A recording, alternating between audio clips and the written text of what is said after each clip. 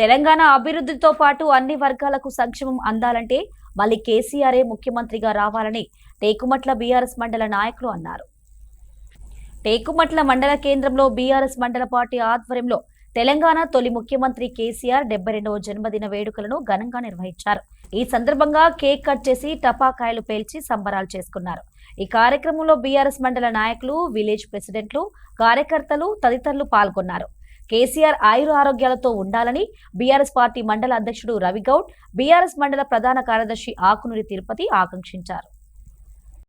మండల BRS party తరపున మన తొలి ముఖ్యమంత్రి వర్యులు తెలంగాణ రాష్ట్ర సాధకులు కేసీఆర్ గారి 72వ జన్మదినాన్ని పురస్కరించుకొని టేకుమట్ల మండలంలో ఈరోజు బీఆర్ఎస్ పార్టీ కుటుంబ సభ్యుల అందరి ఆధ్వర్యంలో ఈరోజు ఘనంగా జరుపుకోవడం జరిగింది. కేసీఆర్ గారు ఈ రాష్ట్రాన్ని తెచ్చినటువంటి మొట్టమొదటి ముఖ్యమంత్రి గారు, ఈ రాష్ట్రాన్ని పరిపాలించినటువంటి నాయకుడు కేసీఆర్ గారు.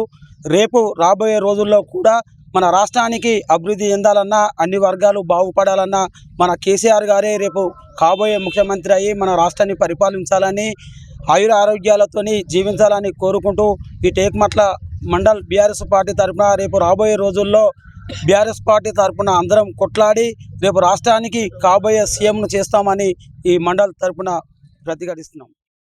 టేకుమట్ల మండల కేంద్రంలో బీఆర్ఎస్ మండల పార్టీ ఆధ్వర్యంలో గౌరవ పెద్దలు, తెలంగాణ రాష్ట్ర సాధకులు, తెలంగాణ రాష్ట్ర తొలి ముఖ్యమంత్రి గౌరవ కేసీఆర్ గారి 72వ జన్మదిన వేడుకలను ఘనంగా నిర్వహించుకోవడం జరిగింది. ఇవాళ తెలంగాణ రాష్ట్రం ఏర్పడిందంటే, తెలంగాణ రాష్ట్రం ఇంత పురోగాభివృద్ధి చెందిందంటే దానికి కారణం కేసీఆర్.